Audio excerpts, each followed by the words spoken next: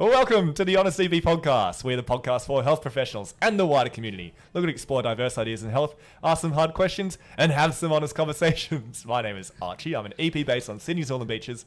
And joining me as always is allied health business owner, Andrew. Andrew, how are you today? I'm well. How are you? I'm very well. This is our first podcast of the new year. It's both our second days back at work, so I think it's time to crack a wine with a returning guest, Ryan Hebron from Longevity, as some people within the Giants organisation call him, Hebron James. How are you, man? You've been working on that intro. Thanks for having me back. What wine are we drinking today? Well, I got this out of the cupboard at home. I think I got it for a birthday or a Christmas or a engagement or something like last year, and I thought I'd give it to you now, and you can try and sell it to us as what we're drinking today, and you can pour us a glass. So Ryan, what are we having today, mate? Oh man, I can't even pronounce that. We've got McGuigan. Yeah, McGuigan. McGuigan gin. I reckon we'll go McGuigan. Archie, the wine expert, Yeah. knowing the name. It's a black label red. Yeah, cool. Can I just ask? I'm wondering where part 2 of our 2 for 10 red wines gone. Did that not survive New Year's? No, did I keep that? Yeah, It I stayed get here. that. It definitely Oh, it was it's here. here. It's in the Maybe clinic. it's probably it's gonna get Yeah. rediscovered in. It's in the We'll cellar. find it time. later. It's in the rebound cellar. No, pour away, man. Pour away. I'm sure it's here. To be honest, I didn't actually look for it because I was like, Because well, you drank it. It's the because it was going to be an empty bottle in the recycling. No, because it would have been the same brand, I'm pretty sure, as the last one, but it was just like a different grape. So I thought we'd go something completely new here. very good. To see. Andrew, Thank you, sir. So or red? I'll get you to taste it, and then we'll compare those notes with the notes on the label. Oh, this one's better than the last one. Tell me more. I don't know, because we did crack the bottle about 10 minutes ago to air it out. Is that a thing you do, Andrew? I think it's a thing you do with like good wine. Yeah. Well, it tastes good. Tastes There is aired? it tastes very airy. There's no bite to it afterwards. I feel like sometimes you just crack a bottle of wine, and maybe this is because I buy $5 wine if I'm drinking it, but it didn't hit me in the back of the throat afterwards. It just kind of went down. Very good. What about you? Yes, I agree with all of those sentiments. Right. We should not do wine. No, we should not do that. I mean, to be honest, I don't think it's much worse than our beer reviews. Oh, this is nice. It is nice, isn't it? Very easy. Yeah. Can you any other notes? I'll read it out. Go on, give us the notes. Okay. This classic red wine has great fruit flavors: spicy plum, cherry, and blackberry. That's I think it's all bullshit, to be honest. Like, I watched this is very off topic. I watched someone at this farm. I has watched just passed out like a getting that. YouTube video of a study where they got these sommeliers in, like smart wine people in, and they had some white wines and some red wines, and they had a white wine and they literally dyed it with food dye red, and then got all the wine tasters to try it, and they were like, "Oh, interesting notes on this Pinot here," like, and they were like very convinced that it was a red wine. And then they told them all, it's a white wine. And none of them could taste that it was a white wine because the first thing they saw was the red. So then everything that went through their brain after that was in the context of a red wine. So it fucked them over. So I think it's all full of shit, the cherries and the grapefruits. Spicy plum? Yeah, spicy plum. It's a glass of red. Go on. Ryan, are you aware of, before we get into it, we've got some good topics today. Are you aware of the nickname Hebron James? Of course I am. Good, great, awesome. That's come from some I reckon intel. like most common nicknames, that's first and then it's daylight second. So sorry to break that one to you. No, that's great. I just wanted to know because I have a mate who works for the Giants and he's like, "Oh, Hebron James is on your podcast." I was like, "What? What a great name!" Anyway, Yeah, it's a nice name. you're in off season. We don't have to talk about footy at the moment. Nah, pre-season now. It's Oh, over. shit. That's the rest of the year gone for you, just like that. Yep. Well, mate, you're coming up to 2 years out of uni. How do you feel? I'd love to say enlightened, but I think I'm just poking up the slope of enlightenment. It's definitely in a better place than 2 years ago, but I think it's definitely been like the more you learn, like the more you're aware of what you don't know. So nice to have like a fruitful 2 years under the belt. Nice. And so that, for people that haven't listened to the first podcast, and this is their first introduction to you, you're in private practice. Yep. What are the type of clients that you're normally seeing kind of day to day? Oh, it's a big range. Seen pain, people managing cancer during and post treatment, a lot of mental health, and then like your metabolic conditions. I feel like it's been like pretty in line with like the expectations that I had going in terms of like what population.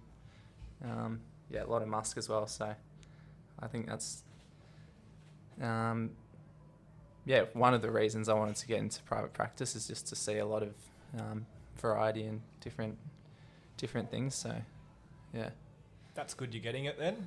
Yeah. It's meeting expectations. Yeah, definitely. That's what we like.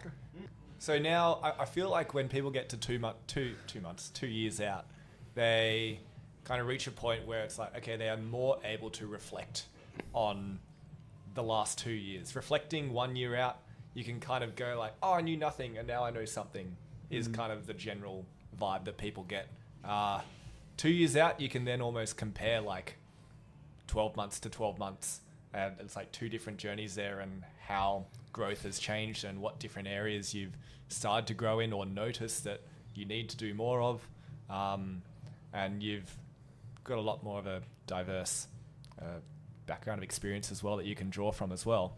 So, Ryan, talking to that, what would you say are your biggest learnings or your biggest changes over the last 2 years of practice? Yeah, no, I definitely, that resonates. Like probably the last 6 months, done a lot of reflecting. I think just having that 2022 year look the way it did as a new grad, and then like distinctly quite different in 2023, and just sort of packaging that up and comparing the pair, like it's a nice feeling to like see how far you've come. I think, I can't comment on like what other people's experiences are with, the change that happens, but it's just like a very like slow, undulating process of like challenges and having to find answers where like sometimes the answer's like unlearning something that you've been taught, using tools and knowledge that you had in your head and like just testing it and then realizing like, this worked for that person but not for that person. So like it's hard to pin down like what's changed. I feel like there's like it's such a complex experience, like the healthcare professional experience. And there's probably like I like to separate it into like my work and my professional development's been like learning about like the patients, obviously, their experiences and their beliefs and like, the challenges that they're going through. Then like obviously the evidence base, like the body of literature and I guess like a lot of that stuff you learnt at uni, like it was pretty heavy, sort of that side of things. navigating like my role in a workplace was another element that was quite new to me, and like comes with like an array of like considerations as well, and like learning systems and like working in teams. Yeah, and just like I guess the role of an EP, like that, like each of those elements, like you learn so much about. Yeah, and I've probably like had to reflect on myself and like my values and how my experiences shaped like my biases and my decisions and stuff. Like it's I don't want to overcomplicate it, but like it's been quite like a complex, I guess, journey. Yeah, it's never simple, right? No, it's not. Yeah. And I can't see that. I can't see myself reaching a point where I'm like, sweet, I've got there. You've reached the top of the mountain. I think it is. Yeah, a small EP foothill. Yeah. I don't really want to get there either. Yeah, a little mound that is the world of EP. Yeah, a little speed bump. Yeah, you're on top of it with a flag. It's like, I've made it. Yeah. You're very, very, very true. The main things I took from what you said just then is that it feels like trial and error, and seeing the same thing multiple times is normally the best way to learn. You often find that like it takes a couple times of seeing the same kind of case or going through the same kind of situation before you feel like, okay, now I've worked out how I like to go about that situation, or now I've had a go at these different ways of addressing a concern or speaking through an education point with a client before you go, this is the best one. This is the best way to do it. And that's very hard to just hear from someone and then do straight away. Very often you've got to do it yourself a couple times, more than a couple times, until it becomes second nature, I think. And that comes back to just the idea of autonomy as well. Like when everything's very conscious of how you're trying to do it, it's not easy. And then the more you practice it, the more you fail and then change it slightly and do it better next time, the easier it gets, I would say. It's like the intro to the podcast, I used to have to read off a script, and now I fuck it up and I don't even care. I just play on, it's easy. I can say Andrew's name in different ways every time. It is. It's exciting. Andrew, when you got to, or did you ever feel like you reached the summit of Mount EP with the way you practiced? No. I very much resonated with what Ryan said there about questioning. I came out of uni. I remember like my first year where I came up in a very functional movement kind of time, where it's like you saw a presentation and then you tried to apply like a system or a process to fix that person. And the thing that resonated the most there was like when you saw, a person with a condition and you did one thing and it worked really well, and then you did the same thing with the next person and it was like a complete fucking disaster.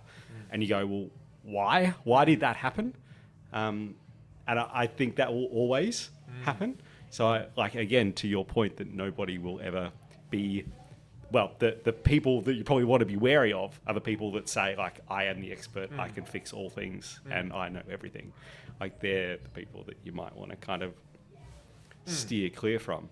But like, no way. And I don't think, I think having that mindset allows you to continue to grow and to continue to experiment with the patients or the clients that you see, knowing that you might have to try a few different approaches with someone to get a result, and that's okay because you learn how to communicate that to the person. Like, we're going to try a few different things. We're not quite sure which ones are going to work, but I'm here to support you through this process. Yeah. I definitely found that, especially in the first year of practicing, there were some beliefs that I held on to reasonably strongly coming out of uni because a lecturer or a tutor I liked told me them. I was like, oh, well, that's the truth then. And then very quickly coming into work and you expose yourself to multiple different sources who all go, yeah, it's not always like that. Sometimes it's like that. And you go, oh, shit, this this great suit of EP armor I had coming out of uni, suddenly it's not so bulletproof anymore. And a lot of those beliefs kind of got knocked down and changed. And then I had to realize like, oh, okay, I'm kind of at the bottom here and I've got to discover new things constantly now that I have finished uni.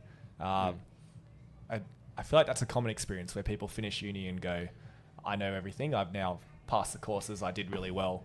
And now I will go and place my template, my cookie cutter onto different people and mold them through that bit of dough until they fit correctly.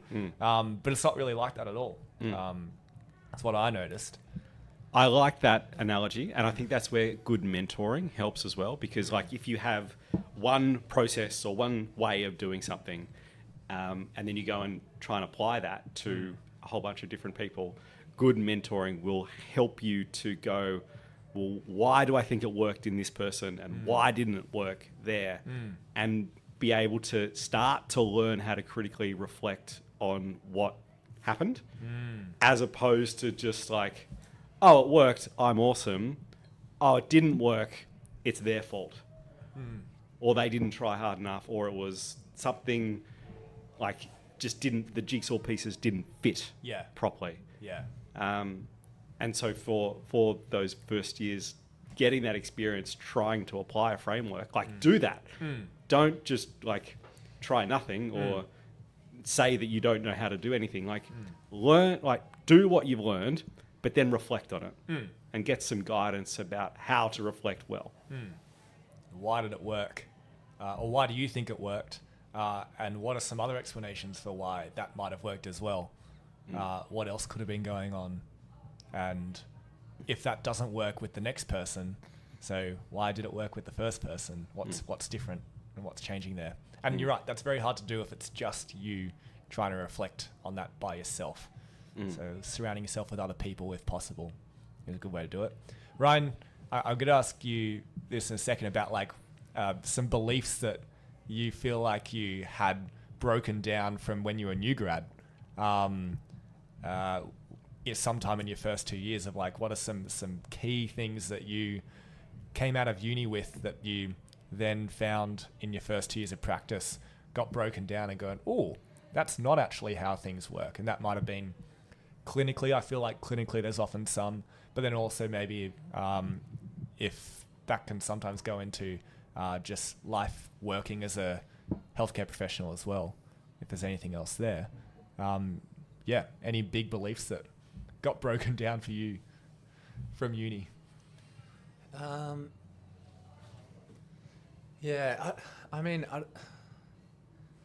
probably won't answer this perfectly, but and I probably didn't listen super well at uni either, but I don't know. I probably was in that boat where I was putting like a lot of self-worth on and like importance on like my ability to use exercise to like fix people's problems. And I was sort of, really identifying from the start, proud to like be an EP, and like I've studied for 4 years and like learnt so much. And I think that did like probably more harm than good for me, because it like distracts you from thinking about like, okay, like what can I do for that next person that I see? I think like a lot of my beliefs like revolved around that. So that, identifying as the exercise specialist, that exercise guru. And I think I've like tried to detach from that. Like I still, I don't know, footy player, like used to getting like reinforced for like doing, good things like, and celebrated for things like that. I think that sort of trickled into like my beliefs and like putting myself as like the center of that consult, but like having to work on that and be like, look, this is all about where this patient wants to go. My job is just to like, like how can I use my knowledge and problem solving skills to get them to that place that they want to be. Yeah. It's a big change. I haven't actually articulated that before. Hopefully that made sense. What I getting from what you're saying there is like take it away from like you've come to see me and I am the exercise expert here. So let me tell you what you need to do. And that's kind of switched into, wait, you're the kind of the master of your own situation. Where do you want to be? And then how can I kind of guide you through that to help you get to where you want to be, rather than, well, this is where I think you should be. You're right, it's a bit of a change. It's changing from like practitioner centered to like client centered care. Yeah, it's like you're not the superstar, like they're the hero. Like, absolutely. You got to be the best sidekick, right? And just I think like some of the best things you can do for people are like pretty nuanced and subtle. Like you don't have to hit them with like this incredible, perfectly designed exercise management plan, which, you know, a paper said it. Back pain by this amount. It's actually really interesting that you said, like my exercise programs have over the years gotten less and less complex and detailed. And they're getting simpler and simpler the more I practice. And that's not big. Well, I don't think it's because I'm getting lazy. I think it's because I'm kind of knuckling down to the key thing that the person actually wants to be able to do. And it's like, well, that's what the program should be then. It's like, we're just going to work on you being able to do more of those things. And working out that, you know, that classic thing that every person who prescribes anyone a home program, like the best, most detailed home program doesn't matter if the person doesn't do it. Like it's wasted time for everyone if you put all this effort into a really great program, but you haven't gotten that person over the line to seeing the importance of doing something. So spending more time on the motivational interviewing side of, hey, why do you want to do this, and how are we going to make sure that you do this, and what barriers do you see getting in the way of you doing it, and working on that, then actually getting someone to go out and go for a walk or run is a lot easier. But yeah. Very interesting. I think you did articulate that well. What I took from what you said was perhaps recently uncoupling the Ryan and Ryan the EP, right? So your self-worth is not determined by the successes or failures that you have with your clients, right? It's not like if somebody comes and you did an assessment and they never come back, like that's not a personal reflection of you as a human or you as an EP, which I think I definitely struggled with early on. It's like, you know, like I'd do an assessment and they wouldn't come back, or I'd see them a couple of times and nothing would happen. And I would take that like, that's me being a terrible person. Whereas you learn that, you know, maybe they're not ready to hear the information that I'm saying to them, or maybe I'm the wrong person to be giving it to them, or maybe a million other things. But that's okay. And I don't need to try and fix a whole person's life in order for me to consider myself to be a good EP. Like, yes, I care, and yes, I want people to get better, but to Archie's point, like, I am the person on the sidelines cheering them on, and whether they improve or not, like, that's actually not determinant of whether I'm a good EP or not. I hope I articulated that. You're more of the cheerleader or the coach than you are the star player. Probably how I would put it in sporting terms.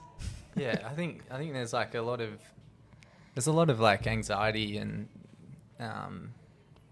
and pressure people, I think particularly like the newer grads. The newer grads. We care about second years as well. Like you ride the highs and lows really strongly, and it causes a lot of unnecessary stress, and like you know, while you're stressing about the results, you're not actually thinking about like what needs to be done next, like how to help. You're thinking about results.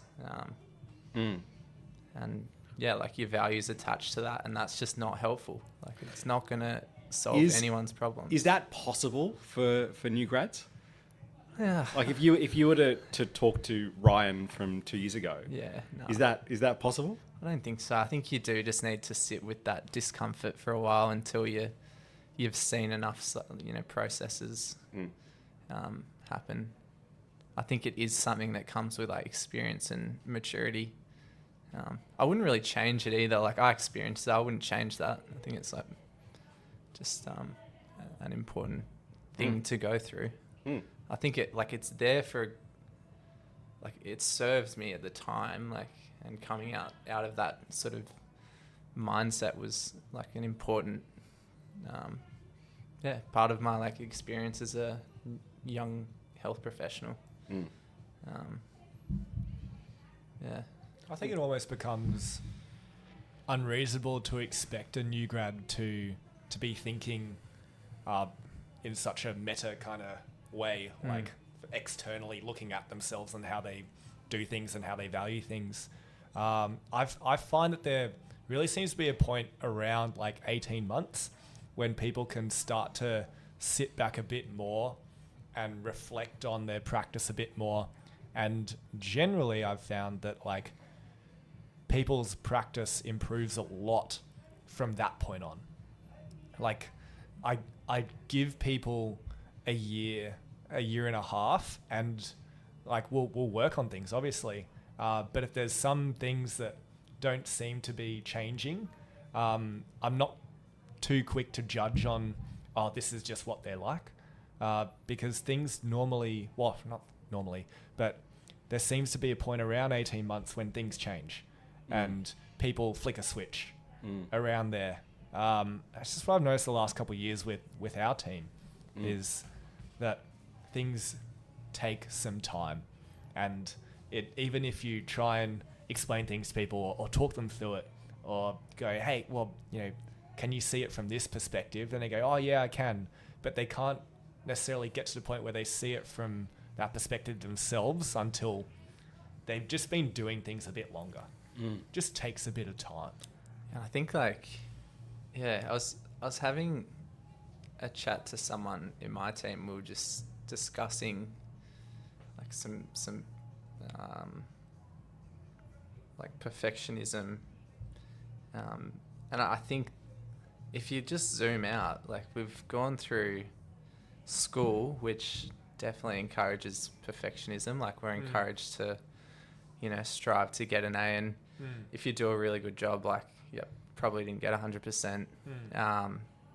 And then uni, like this same like medical model, like we've been trained that, HD, like there is a right answer here. Like, you know, I didn't get any HDs, so obviously didn't.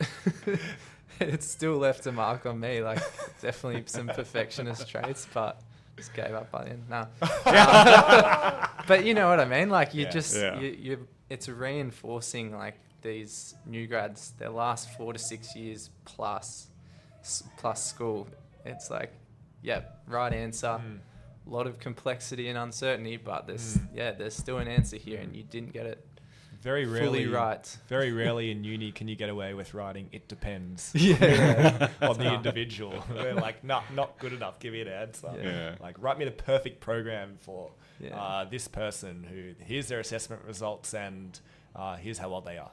It's like, what? It's ridiculous. Just that shift, the shift from like biomedical case study assessments to having a real person in front of you, like it does set you up to fail, and I think like coaching to that can be quite reassuring. I think like that kind of makes placements ridiculously valuable, because it's the only uni experience people really get to the outside world. Like, great, all of that uni knowledge is awesome in the back of your head, but now this person sitting in front of you telling you that they want something completely different and that they're going to straight refuse to do that thing that you want them to do on that program. What do you do now? And it's like, well, uni didn't tell me they were going to refuse to do that. And so what do you mean? It's like, don't have an answer for that one. So how do you learn that? Well, you just practice it. You just do it. You just go in there and you give it your best shot. And if it fails, do no harm as number one. Do no harm. Try and do some good with the person, and give it your best shot. Talk to someone about it, and if it goes well, great. You've learned something. If it doesn't go well, great. Hopefully you've learned something as well, and you can take that on to the next person. Look, it would be great if we could have fresh practitioners come out of uni and start getting incredible results and outcomes with clients straight away. We're in a pretty difficult profession where getting great outcomes is not easy. It's not an easy thing to do. You're asking people to commit to something that is literally putting stress on their body most of the time. It's we don't have, as EPs, at least as EPs, we don't have a nice modality where everything feels good. It generally doesn't feel good straight away. It's we're stressing your tissue, we're stressing your body in some way or another to get adaptation, or challenging your beliefs on something and asking you to do something that you haven't been doing a lot of. Otherwise, maybe it might have been feeling better already. So it's generally a pretty tough situation, It's you're up against it to start. So to ask a new grad to, well, you should be getting every client, feeling better. It's that's not realistic. I've got countless clients. If I get up a list of my clients for the last 5 years, I've got countless people who probably did not get better. That's just normal. That's just part of it. But you've got to keep people going, as in you've got to keep the practitioner going, because a lot of people are going to take that really hard and then go, this isn't for me. I don't think it's working. I don't get enough enjoyment out of it. I'm leaving. I'm doing something else. It's not rewarding enough. I'm not empowering enough people. I don't feel like I have the tools or the modalities to help people, so I'm going to do something different. And it's hey, let's just help guide you through it and coach you a little bit longer. Let's get to the 18 months. Let's get to the 2 years. Let's get past that. And things get better. But it takes time. And it just doesn't happen straight away for a lot of people. Just such a tough industry because, you come out of uni, especially if you go into private practice, there's no middle ground where it's okay, so people kind of pay you, but they don't really pay you. Or they pay you in monopoly money or something, it's there's money involved, but it's not a real transaction. It's no, it's straight away. They're expecting good things. It's fuck, that's tough. Straight away. I'd hate to have to do my first initials all over again. They're terrifying. The worst thing ever. Yeah. Do you remember your first initial, Andrew? No, it's been blocked out Yes, of the memory. It's been put to the side. Yeah. I have some memories of bad initials early on. I've definitely got memories of bad initials of going very, very sideways and people, just not clicking, not gelling. They're not, it's not fun. And I feel like I can look back on that now and go, well, I could have done this differently. And it's reasonably obvious to myself now what I could have done differently to at least, have a better chance of doing some good stuff with the person. But it's hard for people to see that early on. It's tough. Like you said, it takes a couple of years of perspective to just reaching for the line. There you go. Reaching for the line. I need one after that. Yeah, it takes a couple of years to have that perspective where you can, what's the word? Meta-think. Oh, it's coined that. Is that what you said? Meta-think. Yeah, just big meta brain kind of thing. I'm not there yet, apparently. You're not there? You're not in meta brain yet? No. Mate, it's great. Andrew's full meta brain. I'm ruminating on what you said before. Which thing? Most of what you just said. Okay. I'm gonna. Do you want to ask a sit follow-up here question? cradling my wine. Yeah. My question is I'll statement and then question. So you were talking about, the clients that you've obviously had mixed success with over time, which we all absolutely have. How do you know that you're a good EP then? So people come and people go. I'm frowning because I'm not sure what the question means. Yeah, go on. People come and people go, but you've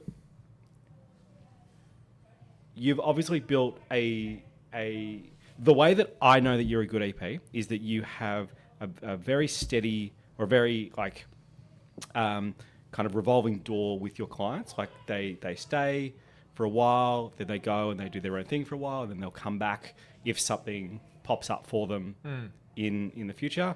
And you've got a network of people that refer to you because they value you as a clinician, right? Based on the previous experience that they've had, right? So how do you reconcile the fact that I'm not going to be able to help everyone? Maybe that's my question. Like, how do you know? How can you be okay with the fact that you can't help everyone? That's a very good question. How do I reconcile the fact that I can't help everyone? And that you're a good clinician. Okay. So you're good and you can't help everyone. Okay. All right. So in answering the first part of that question, that how do I reconcile that I can't help everyone? To me, that has come to two things. Firstly, knowing that even within great quality research and evidence, that it's never 100% success rate, even when they're doing the best possible prescription in the safest possible way, in the most controlled environments. It doesn't work 100% of the time. So then how am I supposed to have a 100% success rate when I'm doing it with all of these uncontrolled factors like money and time and gym space and personality meshing, all of these other socioeconomic factors that we can't even name, and all these other placebo and nocebo things that are happening that I can't control. So to me, it's when I think about that in my head, I go, well, of course I can't help everyone, because the best experts in the world, when they're doing it in a controlled research setting, can't even do it 100% of the time. So then there's no way I can do it.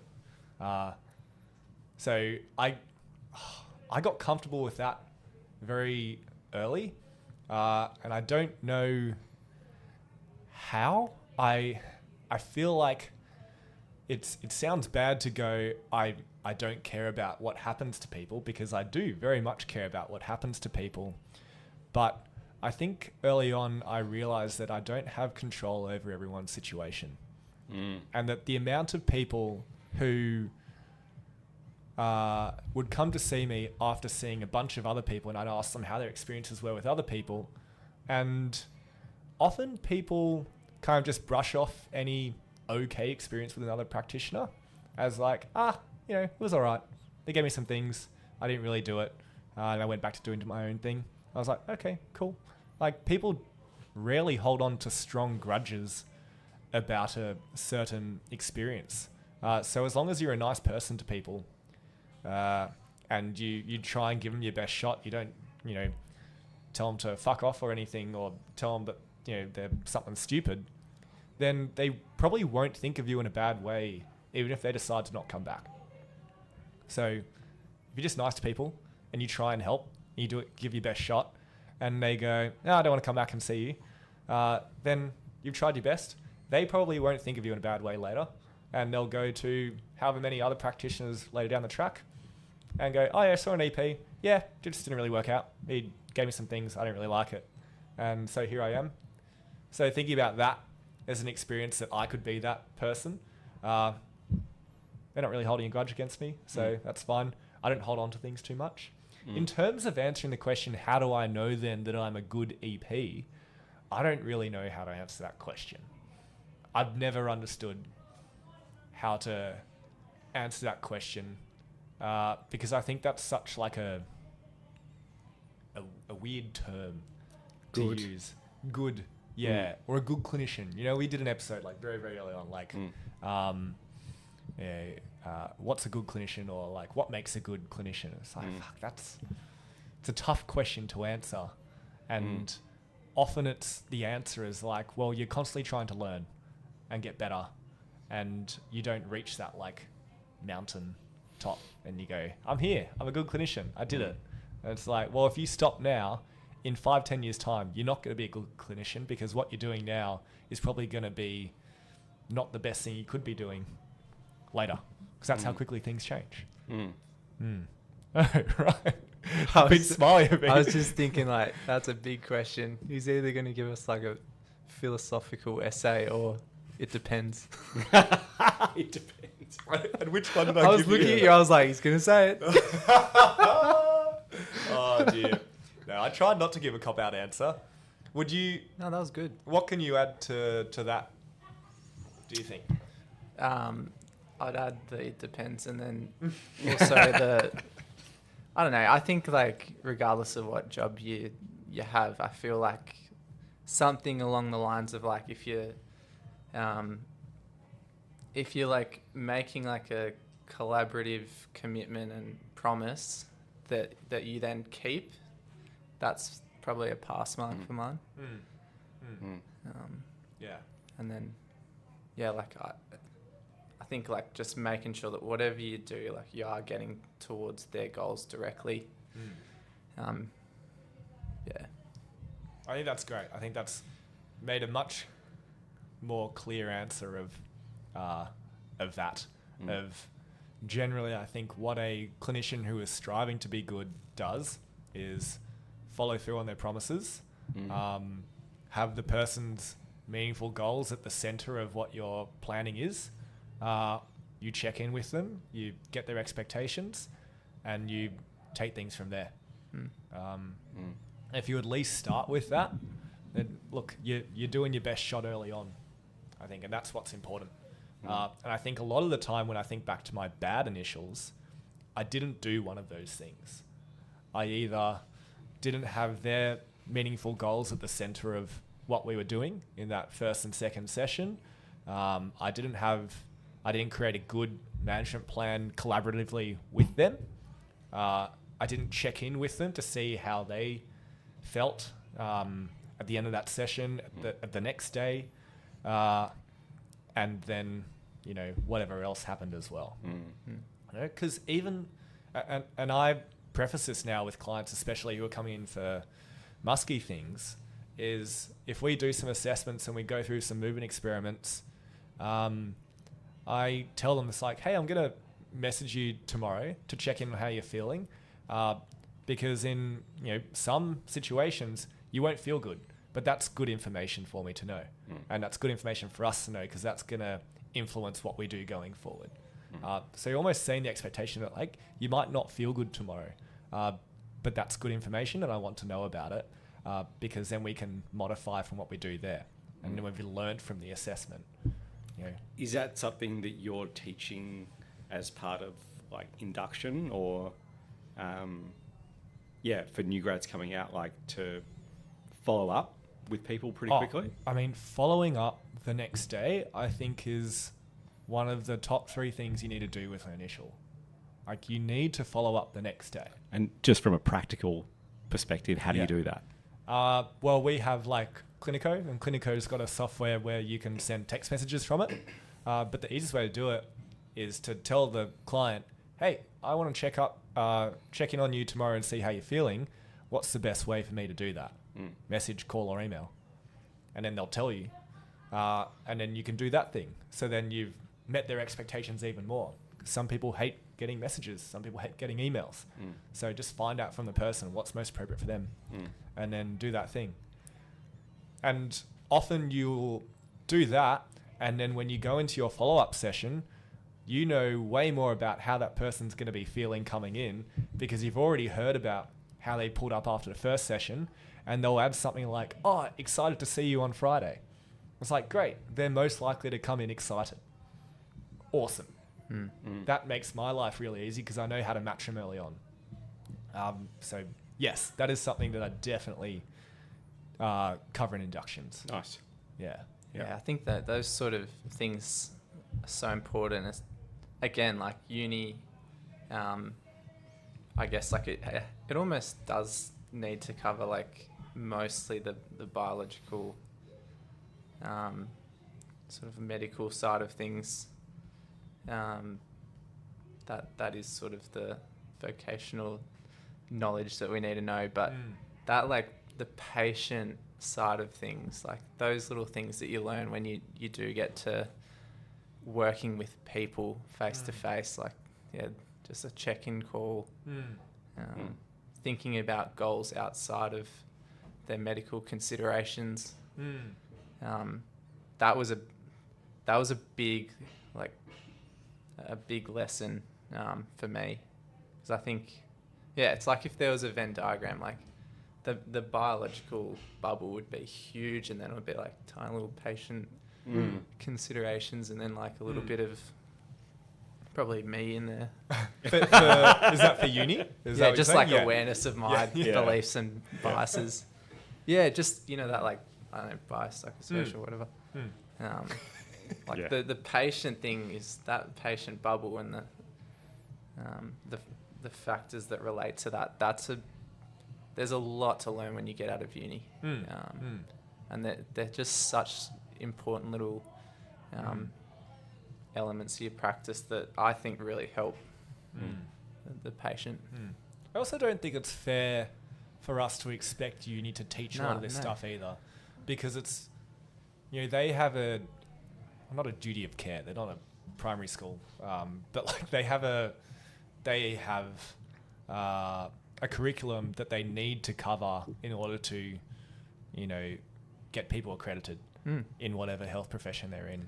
And that is the pathophys a lot of the time, because to then look at it from outside that in terms of patient considerations, you still need to know all of the things that are happening inside the body, right? Yeah. So uni can't then ignore that and go, oh, let's talk about all the different types of people's personalities that you can run into.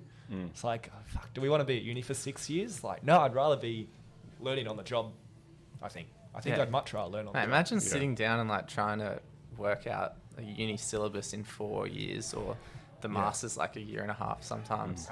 And like, imagine that process. Like, well, what do we fit in here? The last 2 years would just have to be like almost 100% practical of like understanding personality types and how you should approach different situations. Like there is a very, very small amount of theory in that. It's a 99.9% practical experience in doing that. And to your point, like, I don't know how much we can expect unis to go through that with people, I think. And like we kind of talked about before, like that's what you get with experience, right? We can't expect unis to do everything and produce, graduates that have the same like skills and qualifications as somebody that's got 5 years experience in actually working with humans. Like, I think that's just a bit unrealistic. Absolutely, it's unrealistic. On unis. Like, that's kind of, and at the end of the day, it falls on us then as people who work in private practice who are then mentoring and inducting new grads to go through that experience with them and to like hold their hand and guide them through that so that they don't get discouraged by, oh, this is so hard and people are so different and uni was nothing like this. It's like, yep, that's all something we go through, and there's a lot of bumps in the road, and you slowly learn this and we'll work you through it. And you'll get better. And I think like some of the time you're at uni, and you're just like, why am I learning this? And then it actually does in hindsight, like maybe 18 months out, you're like, I'm actually pretty happy I had that sort of vague foundational knowledge about sociology and psych and philosophy and ethics like in the back of my head, because it really like helped me when I went to go and learn that differently, like deeply. yeah, like you do see the like the nice little brush strokes that uni have done. Sometimes it just doesn't pay off for a while Yeah. until you've changed and you value those things, and you can see where the dots connect to your practice as an EP. Absolutely. Ryan, I want. Fuck. That's my noise I do. It is your noise. Yeah, you should hear me edit out half of those ones when we're on the Thoughts. podcast. That's the we're gonna change topic. Yeah, noise. that's yeah. Good segue. Yeah. Next chapter. Yes, and the next chapter will be here next Monday, so you can wait for that one. See you then.